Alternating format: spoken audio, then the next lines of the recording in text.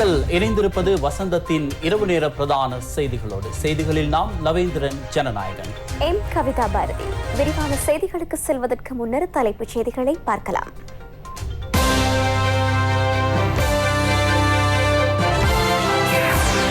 திருமண நிகழ்வில் பங்கேற்கக்கூடியோரின் எண்ணிக்கை 150 50 குறைப்பு. அத்தியாவசிய தேவை என்றால் மாத்திரமே மாகாணங்களுக்கிடையில் போக்குவரத்திற்கு அனுமதி. டெல்டா அதிபயங்கரமானது, கவனமாக இல்லாவிடில் முழு நாடும் நிர்மூலம். சுகாதார பிரிவு அபாய எச்சரிக்கை. இறக்குமதி செய்யும் பால்மாக்களுக்கான சகல வரிகளும் முற்றாக நீக்கம். ஆசிரியர் பிரச்சனையை தீர்ப்பதற்கு அமைச்சரவை குழுவின் பரிந்துரை அடுத்த அமைச்சரவையில்.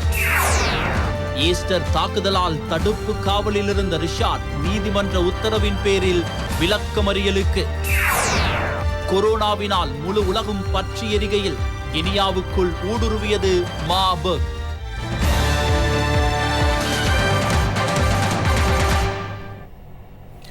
கவிதா, மிக ஒரு முக்கியமான ஒரு கட்டத்தில் நாங்கள் இருக்கிறோம். குறிப்பாக கொரோனாவினுடைய அலை தீவிரமாக முன்னேறி சென்று கொண்டிருக்கிறது. குறிப்பாக திரிபுகளில் மிக முக்கியமாக இந்த டெல்டா திரிபினுடைய அபாயத்தை உணர்ந்து மக்கள் செயற்பட வேண்டிய ஒரு நிலைமை தற்போது காணப்படுகிறது. தற்போதைய கொரோனா நிலைமைகளுக்கு மத்தியில் கட்டுப்பாடுகளை கடுமையாக்க நடவடிக்கை எடுக்கப்பட்டதாக ராணுவ தளபதி ஜெனரல் சவேந்திர சில்வா தெரிவித்துள்ளார். அதற்கமைய திருமண நிகழ்வுகளில் கலந்து கொள்ள அனுமதி வழங்கப்பட்டோரின் எண்ணிக்கையில் 150 50 குறைப்பதற்கும் தீர்மானிக்கப்பட்டுள்ளது. இதேபோல் மாகாணங்களுக்கு இடையிலான பயண கட்டுப்பாடுகள் இன்று நள்ளிரவு முதல் கடுமையாக அமல்படுத்தப்படும் எனவும் ராணுவ தளபதி தெரிவித்தார்.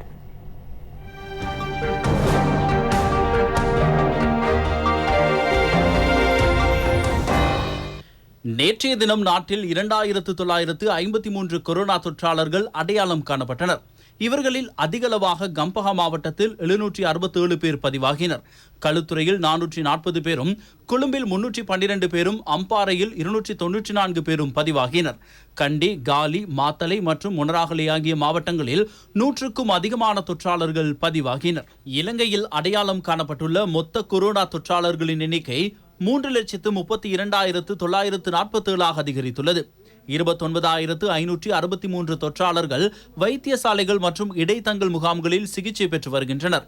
2,98,162 பேர் பூரணமாக குணமடைந்துள்ளனர். சுகாதார சேவைகள் பணிப்பாளர் நாயகத்தினால் நேற்றைய தினம் மேலும் 111 கொரோனா மரணங்கள் உறுதிப்படுத்தப்பட்டது. இதில் 60 வயதுக்கும் மேற்பட்டோர் 90 பேர் உள்ளனர். 30 வயதுக்கும் 59 வயதுக்கும் இடைப்பட்ட 29 பேர் இதில் உள்ளடங்குவதாக சுகாதார சேவைகள் பணிப்பாளர் நாயகம் தெரிவித்தார். உலகில் இதுவரை அடையாளம் காணப்பட்டுள்ள கொரோனா திரிபுகளில் எந்த ஒரு திரிபும் டெல்டா திரிபை விட வீரியமானவை அல்லவென சுகாதார பிரிவு தெரிவிக்கிறது. தற்போது கொழும்பில் டெல்டா வேகமாக பரவுகின்றது.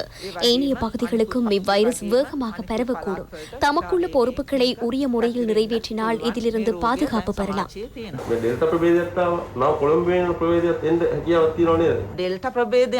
வேறு எந்த ஒரு திரிவும் இதுவரை டெல்டா திரிவை மீறி செல்லவில்லை. எனவே அனைவரும் உங்கள் அருகில் இருப்பவர்களுக்கு கொரோனா இருக்கலாம் என்று எண்ணி அதற்கான பாதுகாப்பு நடைமுறைகளை கடைபிடிக்க வேண்டும்.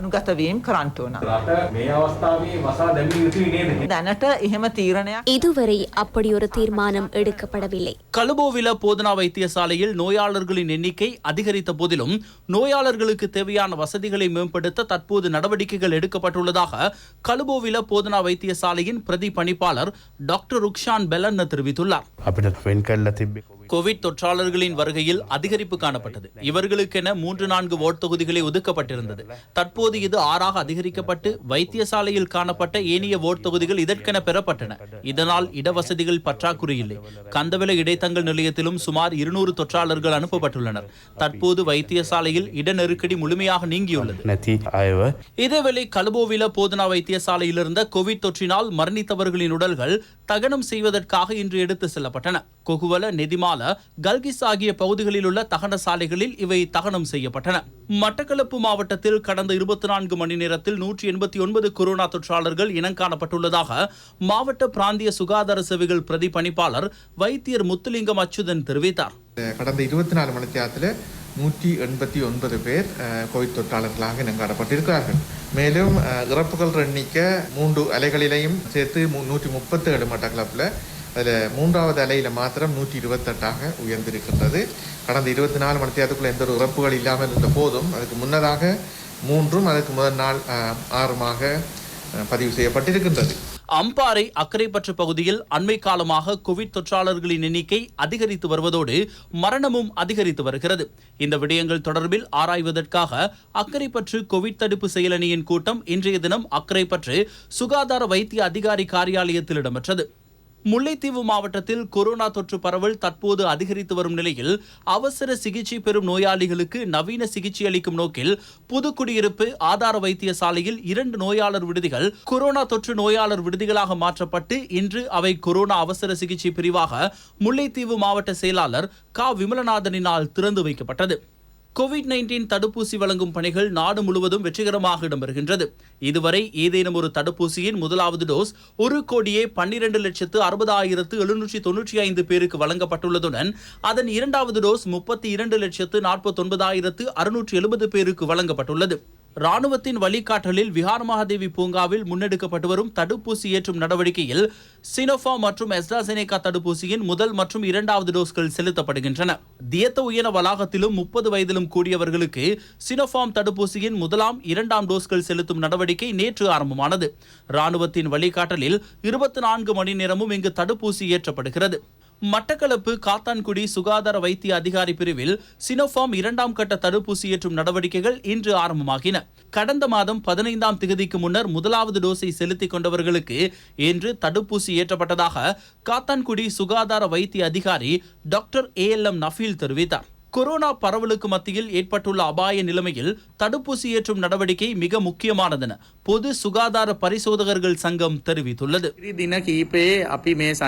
எதிர்வரும் சில தினங்களுக்கு பயணத்தை கட்டுப்படுத்தி பொதுமக்கள் பொறுப்புடன் செயற்படாவிட்டால் நாளாந்த மரண எண்ணிக்கை 150ஐயும் தாண்டி செல்லக்கூடிய நிலை ஏற்படலாம். அதனால் பொறுப்புடன் செயற்படுங்கள். தடுப்பூசி ஏற்றும் செயற்பாட்டை பொறுத்தவரை உலகத்துடன் ஒப்பிடுகையில் இலங்கை அரசாங்கம் குறிப்பிடத்தக்க அளவு செயற்பாட்டை முன்னெடுத்துள்ளது. இதுவரை தடுப்பூசி கிடைக்காத நாடுகளும் உலகில் உள்ளன. தமக்கு கிடைக்கும் தடுப்பூசியை எவராவது செலுத்திக் கொள்ளாமல் இருந்தால் தனிமைப்படுத்தல் சட்ட விதிகளுக்கு அமைய நோயை கட்டுப்படுத்த ஒத்துழைப்பு வழங்காமை, அதேபோல் தடுப்பூசி வழங்குவதற்காகவே தயார் செய்யப்பட்டுள்ள நடைமுறைகளை பின்பற்றி நடவடிக்கை எடுக்க முடியும்.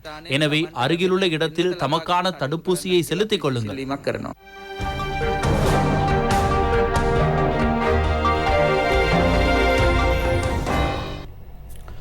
இறக்குமதி செய்யப்படும் பால்மாவுக்கு விதிக்கப்பட்டிருந்த வரியை முழுமையாக நீக்குவதற்கு அமைச்சரவை தீர்மானித்துள்ளது.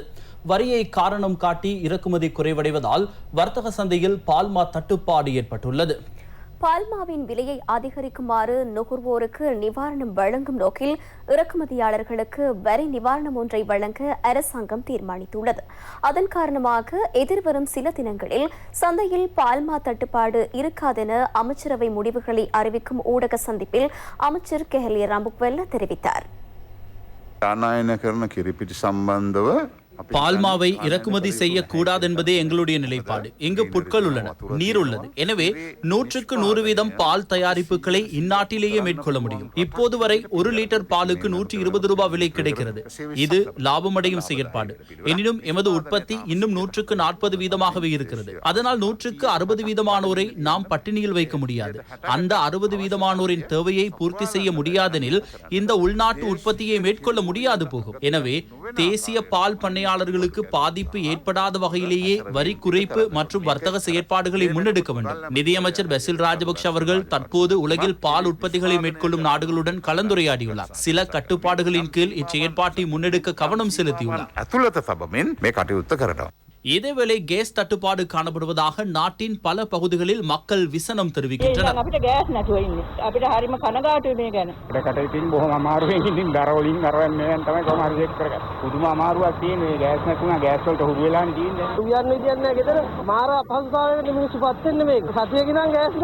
ගෑසයක් ගන්න හැමතරම ඇවිත් වදිනෑනේ කොහෙවත්. ගෙදර මෙලෝඩියක් කරගෙන යන්නේ මහත්තයා ගෑස් නැතුව. මම තියෙනවා තව දවසකට හෝ දෙකකට තියෙන එක සිලින්ඩරයක්. පොඩි එකක්. ඒක ඉවර වුණොත් ඒ මොකක්වත් කරගන්න බෑ. කාපාඩේ නැතිනම් මාරේ ඉදියක් තියෙන්නේ. අපි 200ක් ඕඩර් දැම්මත් අපිට හම්බෙන්නේ 100යි. இதேவேளை கேஸ் பிரச்சினைக்கு வழங்கும் தீர்வு குறித்து அமைச்சர் கெஹலி ரம்புக்வெல்ல இன்று இடம்பெற்ற ஊடக சந்திப்பில் கருத்து வெளியிட்டார். முதல் கட்டமாக பிரதான இரு நிறுவனங்களோடு சுமூகமாக கலந்துரையாடி நுகர்வோருக்கு பிரச்சனை இல்லாமல் இதனை எவ்வாறு தீர்க்கலாம் என்பது குறித்து கவனம் செலுத்தப்பட்டது. அதேபோல் இந்த நிலைமைகளை அரசாங்கம் என்ற அடிப்படையில் எவ்வகையான செயற்பாடுகளை முன்னெடுக்கலாம் என்பது குறித்தும் ஆராயப்பட்டது. இவை அனைத்து விடயங்களும் குறித்து கலந்துரையாடி நுகர்வோருக்கு பாதிப்பு ஏற்படாத வகையில் இப்பிரச்சினைக்கு தீர்வு காண அமைச்சரவையில் தீர்மானிக்கப்பட்டது.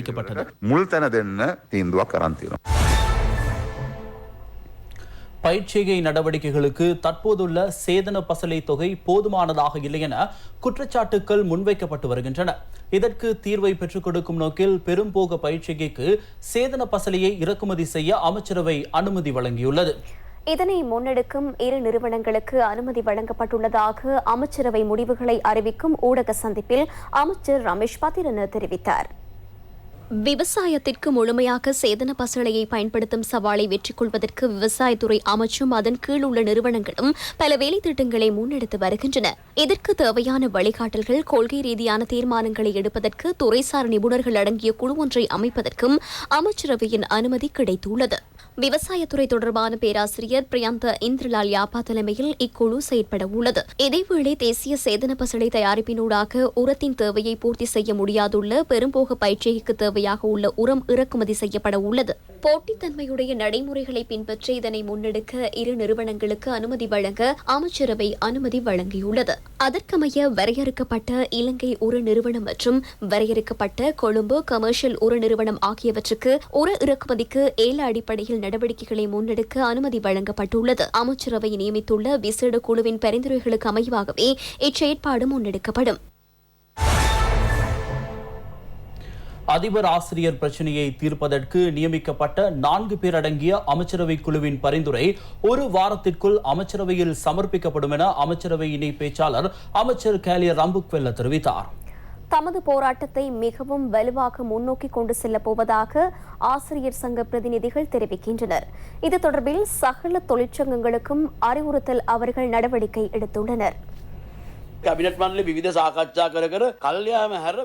அமைச்சரவையில் பல்வேறு பேச்சுவார்த்தைகளை மேற்கொண்டு இதனை தாமதிக்கிறார்களே தவிர தீர்வு வழங்கப்படவில்லை. எனவே காலம் தாழ்த்தாது அடுத்த வாரம் இதற்கான தீர்வு கிடைக்கும் என்றால் அதனை அடுத்த வாரமே தர வேண்டும். ஆனால் இதில் வெற்றி காணாமல் எமது போராட்டத்தை நாம் நிறுத்த மாட்டோம். இதனை நீடிக்க நாங்கள் விரும்பவில்லை. எமக்கு தீர்வு வேண்டும். இன்றைய தினம் அரச பகுதி, அரச மற்றும் தனியார் தொழிற்சங்கங்களுடன் நாம் இது குறித்து பேச்சுவார்த்தை நடத்தி அடுத்த கட்ட செயற்பாடுகள் தொடர்பில் ஆராய்வோம். கல்வி அமைச்சில் இன்று இடம்பெற்ற ஊடக சந்திப்பில் தொழிற்சங்க போராட்டத்தில் ஈடுபட்டுள்ள அதிபர் ஆசிரியர்களிடம் அமைச்சர் GL பீரிஸ் கோரிக்கை ஒன்றை முன்வைத்தார். எமக்கு காலம் தாழ்த்துவதற்கான எந்த தேவையும் இல்லை. கூடிய விரைவில் இதற்கான ஒரு நியாயத்தை பெற்றுக் கொடுப்பதே எமது நோக்கமாக உள்ளது. நான் இந்த காலப்பகுதியில் மிகவும் வினயமாக அதிபர் மற்றும் ஆசிரியர்களிடம் ஒரு கோரிக்கையை முன்வைக்கின்றேன். பாடசாலைகளை விரைவில் திறக்க முடியாத நிலை தற்போது நாட்டில் காணப்படுவதால் இணையவழி கல்வி செயற்பாடுகள் எமது பிள்ளைகளுக்கு மிக அத்தியாவசியம் என்பதால் இந்த செயற்பாட்டிலிருந்து நீங்கள் விலகியிருக்க வேண்டாம். இதேவேளை ஆசிரியர் அதிபர் பிரச்சனையை தீர்ப்பது தொடர்பில் நேற்று இடம்பெற்ற அமைச்சரவை கூட்டத்தில் நீண்ட கலந்துரையாடல் இடம்பெற்றதாக அமைச்சர் கெஹலி ரம்புக்வெல்ல தெரிவித்தார். விமல் வீரவன்ச, டல சலகப்பெரும, மஹிந்த அமரவீர, பிரசன்ன ரணதுங்க ஆகிய அமைச்சர்கள் உள்ளடங்கிய குழு ஒன்று நியமிக்கப்பட்டது. இவர்கள் அடுத்த அமைச்சரவை கூட்டத்தில் இது தொடர்பான தீர்வு அறிக்கையை முன்வைக்க வேண்டும் என்பதே நேற்றைய அமைச்சரவை கூட்டத்தில் எடுக்கப்பட்ட முடிவாகும். PC பெரேராவின் சம்பள ஆணைக்குழுவின் அறிக்கையில் உள்ள விடயங்களையும் சுபோதனி ஆணைக்குழுவின் அறிக்கையில் உள்ள விடயங்களையும் ஏற்றுக்கொள்ள முடியாதென்றார். இவை இரண்டிற்கும் நடுவிலிருந்து மத்தியஸ்தமாக ஒரு விடயத்தை ஆராய்ந்து இறுதியாக நிதி அமைச்சுக்கு அது அனுப்பப்படும்.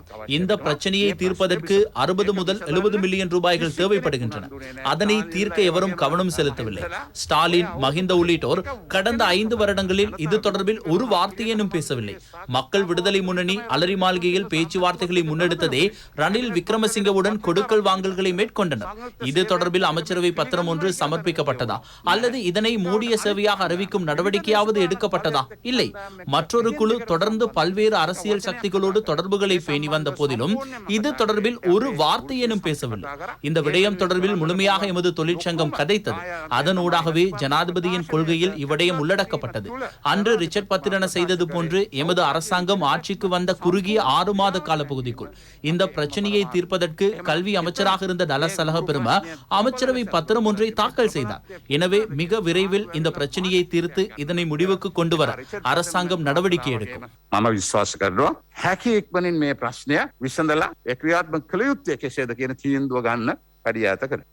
இதேவேளை ஆசிரியர்கள் ஆன்லைன் கற்பித்தல் செயற்பாட்டிலிருந்து தொடர்ந்தும் விலகியுள்ள நிலையில் தமது பாடசாலை பிள்ளைகளிடமிருந்து பணம் பெற்றுக்கொண்டு ஆன்லைன் கல்வி செயற்பாடுகளை முன்னெடுக்கும் கம்பகா பகுதியை சேர்ந்த ஆசிரியை தொடர்பில் எமது செய்தியூடாக தகவல் வழங்கினோம். இது தொடர்பில் கல்வி அமைச்சு விசாரணைகளை ஆரம்பித்துள்ளது.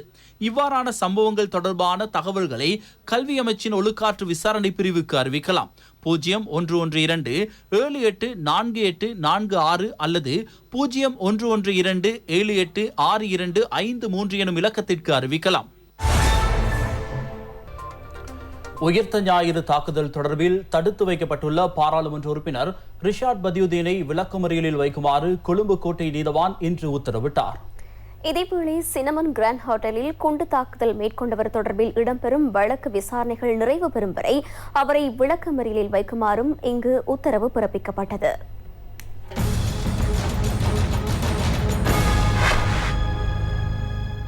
உயிர்த்த ஞாயிறு தாக்குதல் தொடர்பில் பயங்கரவாத தடுப்பு சட்டத்தின் கீழ் பாராளுமன்ற உறுப்பினர் ரிஷாட் பதியுதீன் கடந்த ஏப்ரல் 21ஆம் தேதி கைது செய்யப்பட்டார். அவ்வாறு கைது செய்யப்பட்டவரை தடுப்பு காவலில் வைத்து விசாரணை செய்வதற்கு குற்றப்புலனாய்வு திணைக்களம் நீதிமன்ற அனுமதியை பெற்றுக் கொண்டது. உயிர்த்த ஞாயிறு தாக்குதல் இடம்பெற்ற போது கொழும்பு சினமன் கிராண்ட் ஹோட்டலில் தற்கொலை குண்டு தாக்குதலை மேற்கொண்ட இன்ஷாப் அகமது எனும் நபரின் செப்பு தொழிற்சாலைக்கு ரிஷாட் பதியுதீன் அவர்கள் அமைச்சராக இருந்த காலப்பகுதியில் அனுமதி பத்திரம் வழங்கியமை தொடர்பில் விசாரணை முன்னெடுக்கப்படுகிறது. இந்த அனுமதி பத்திரம் ஊடாக ஏற்றுமதி செய்யப்பட்ட செப்பினூடாக கிடைத்த பணம் சினமன் கிராண்ட் குண்டு தாக்குதலுக்கு பயன்படுத்தப்பட்டதாக தகவல் வெளியாகியுள்ளது. குறித்த குண்டுதாரி தொடர்பில் முன்னெடுக்கப்படுகின்ற வழக்கு விசாரணைகள் நிறைவடையும் வரை பாராளுமன்ற உறுப்பினர் ரிஷாட் பதியுதீனை விளக்கமறியலில் வைக்குமாறு கோட்டை நீதவான் நீதிமன்றம் இன்று உத்தரவிட்டது. அதற்கமைய பாராளுமன்ற உறுப்பினர் ரிஷாட் பதியுதீன் இன்று பிற்பகல் சிறைச்சாலை அதிகாரிகளினால் அழைத்துச் செல்லப்பட்டார். இவ்வழக்கு தொடர்பான அடுத்த கட்ட விசாரணை எதிர்வரும் 18ஆம் தேதி இடம்பெற உள்ளது.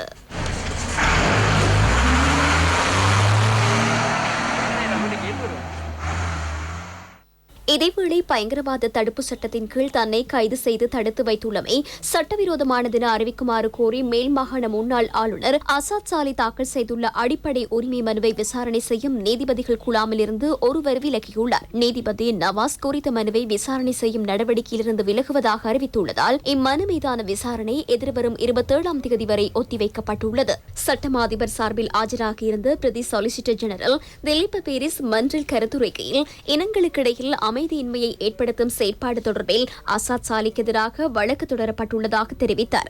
இது தொடர்பான குற்றப்பத்திரிகை பிரேரணையூடாக உச்ச நீதிமன்றத்தில் தாக்கல் செய்யப்பட்டுள்ளதாகவும் அவர் இங்கு தெரிவித்தார்.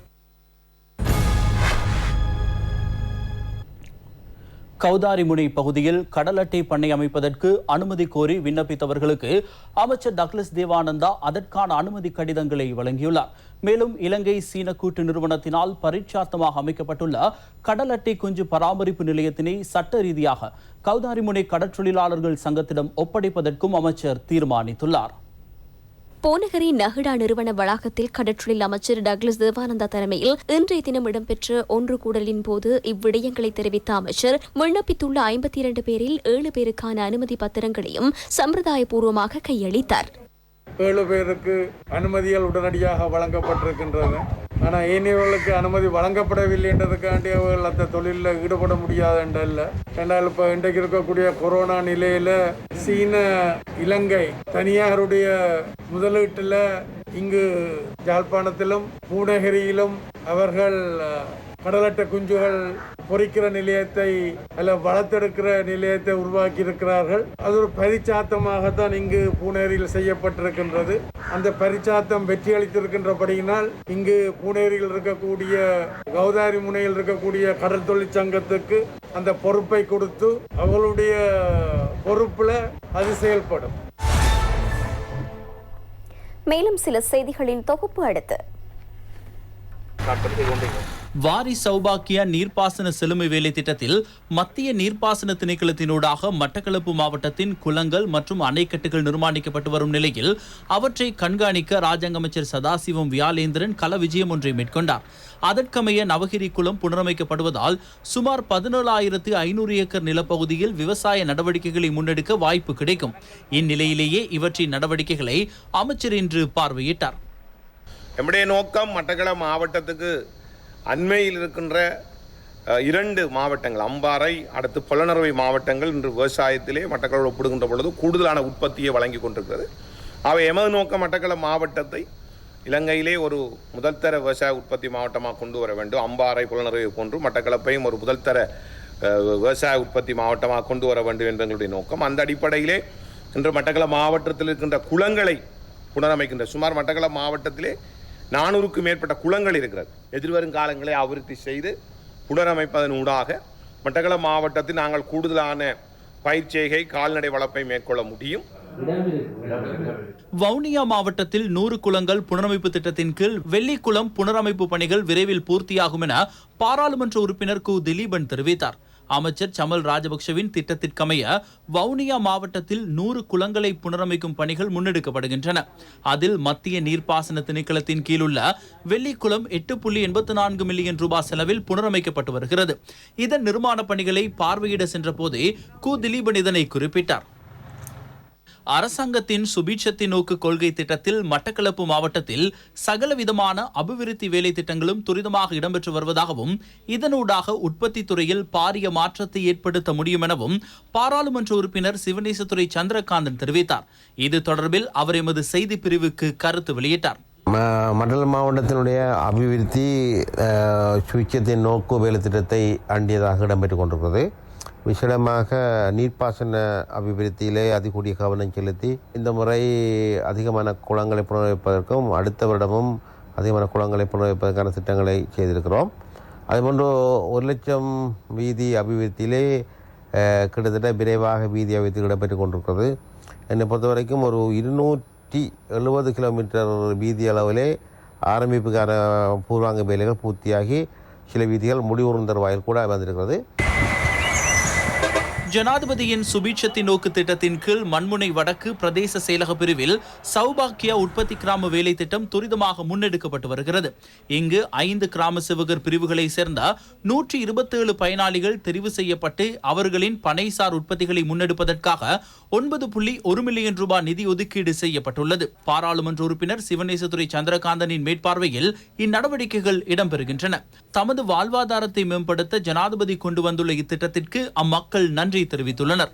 சௌபாக்கியா திட்டத்தின் கீழ் பனை அபிவிருத்தி சபையுடன் சேர்ந்து எங்களுக்கு ஒரு வாழ்வாதாரத்தை உருவாக்கி தந்திருக்காங்க. இதுக்கு முதல் எங்களோட வாழ்வாதாரம் வீழ்ச்சியில் இருந்தது. எனினும் இந்த திட்டத்தின் கீழே நாங்கள் உற்பத்தி செய்கிறதால இருக்கிறத விட இன்னும் எங்களோட வாழ்வாதாரம் உயர்வடைவதற்கு இந்த அரசாங்கம் காரணமாக இருக்கு. இந்த அரசாங்கத்திற்கும் பிரதேச செயலகத்துக்கும் மனமார்ந்த நன்றி. எங்களோட கிராமத்துக்கு இந்த சௌபாக்கியா உதவி திட்டம் வந்தது பெரிய ஒரு நன்மை அளிக்கிறது. என்னென்றால் எங்களோட வாழ்வாதாரத்தை உயர்த்தி கொள்றதுக்கு இது ஒரு நல்ல ஒரு உதவியாக தொழில் வாய்ப்பு அமைந்துள்ளது. இதன் மூலம் எங்களோட வாழ்வாதாரத்தை உயர்த்துறதுக்கு நாங்கள் பெரிதும் நன்றியை தெரிவித்துக் கொள்கிறோம். நாங்கள் முன்னேறத்துக்கு இந்த திட்டத்தை முன்னெடுத்து வருகின்ற ஜனாதிபதி கௌரவ ஜனாதிபதி அவர்களுக்கும் நாங்கள் நன்றியை தெரிவித்துக் கொள்கிறோம். எங்களோட கிராமம் ஒரு பின்தங்கிய கிராமம். இந்த கிராமத்தில் பெண்களுக்கு தொழில் வாய்ப்பு குறைஞ்ச கிராமமாக இருக்குது. அதை விட இந்த கிராமம் கொஞ்சம் பின்தங்கி இருக்கிற காரணத்தினால வருமானம் குறைஞ்சு காணப்படுது. இதால் வர வருமானத்தை கொண்டும் அவங்களால ஏற்ற தேவைகளை நிறைவேற்றி பூர்த்தி செய்து கொண்டு வராங்க. இதால் எங்களோட குடும்பத்தில் இருக்கிற சகல கொஞ்சம் தேவைகளும் பூர்த்தி செய்யப்படுது. முஸ்லிம்களின் புது வருட பிறப்பு என்றாகும். பிறந்துள்ள ஹிஜ்ரி 1443வது வருடத்தை கொண்டாடுகின்ற முஸ்லிம்கள் கொரோனா தொற்றிலிருந்து உலகம் விடுபட பிரார்த்தனைகளை முன்னெடுக்குமாறு பிரதமரின் முஸ்லிம் சமய விவகார இணைப்பாளர் கலாநிதி அசன் மௌலானா தெரிவித்தார். ஹிஜ்ரி 1443வது வருட முஸ்லிம்களுடைய புது வருடம் மலர்ந்திருக்கின்ற இந்த நல்ல நாளிலே அனைத்து முஸ்லிம் பெருமக்களுக்கும் முஹர்ரம் இஸ்லாமிய புது வருடத்தை கொண்டாடக்கூடிய அனைவர்களுக்கும் எனது இதயபூர்வமான வாழ்த்துக்களை பாராட்டுக்களை இந்த நேரத்தில் தெரிவித்துக் கொள்வதில் அளவில்லா மகிழ்ச்சி அடைகின்றேன். நாங்கள் இந்த நல்ல நாளிலே கையேந்தி இறைவனிடத்தில் பிரார்த்திப்பதற்கு கடமைப்பட்டுள்ளோம். இந்த கொரோனா வைரஸ் இலங்கையை விட்டும் முழு உலகத்தை விட்டும் ஒளிஞ்சி போய்விட வேண்டும். கொரோனா இல்லாத தேசமும் கொரோனா இல்லாத உலகமும் வெகு விரைவில் மலர வேண்டும். அதற்காக வேண்டி இந்த நல்ல நாளை நாங்கள் பயன்படுத்தி பிரார்த்தனைகளில் ஈடுபடுவோம். மாணிக்கக்கல் அகழ்வுக்கு எதிர்ப்பு தெரிவித்து வட்டவலை மவுண்டின் தோட்ட மக்கள் இன்று எதிர்ப்பு ஆர்ப்பாட்டம் ஒன்றை முன்னெடுத்தனர்.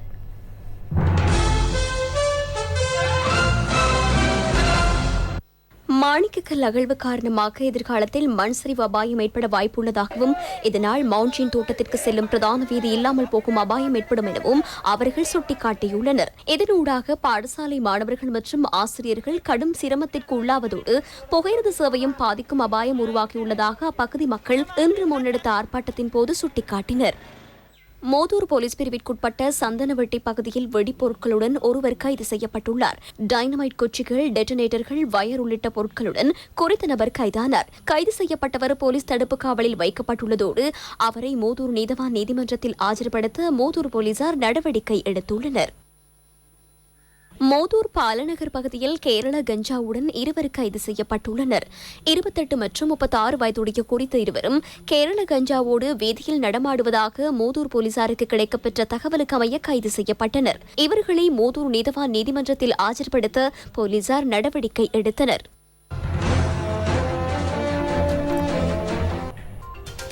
இத்துடன் எமது இரவு நேர பிரதான செய்தி நிறைவுக்கு வருகிறது. எமது அடுத்த பிரதான செய்தியை நாளை மதியம் 1 மணிக்கு எதிர்பாருங்கள். வணக்கம்.